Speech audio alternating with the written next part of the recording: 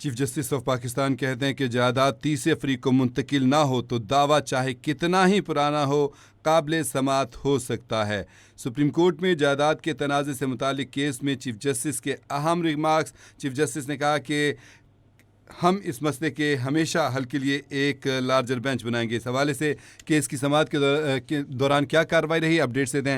اسلام آباد سے نمائندہ کیپٹل ٹی وی نثار عابد ہمارے ساتھ لائن پر ہی موجود ہیں۔ جی نثار عابد، اپڈیٹ کیجیے گا۔ جی بالکل، سپریم کورٹ آف پاکستان میں جائیداد کے تنازع سے متعلق کیس ہوا ہے۔ چیف جسٹس پاکستان جسٹس یحییٰ آفریدی کے اہم ریمارکس جو ہیں وہ جائیداد کے تنازع سے متعلق کیس میں سامنے آئے ہیں، جس میں وکیل درخواست گزار نے عدالت کو کہا کہ جائیداد کے تنازع کا کیس 1943 میں جو ہے وہ طے ہو چکا تھا۔ مزید وکیل درخواست گزار کا کہنا تھا کہ دوسری نسل نے جائیداد کے تنازع کو 2015 میں چیلنج کیا۔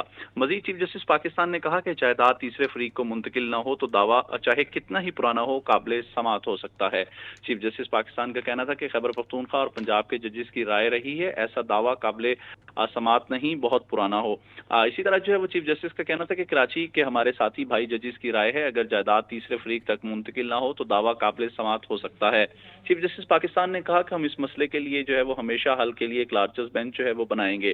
اس مقدمے میں مختلف حقائق سے متعلق جو ہے وہ سوالات موجود ہیں۔ چیف جسٹس کا کہنا تھا کہ مناسب ہے شواہد کا جائزہ لینے کے لیے جو ہے وہ ٹرائل کورٹ ہی کیس کو طے کرے۔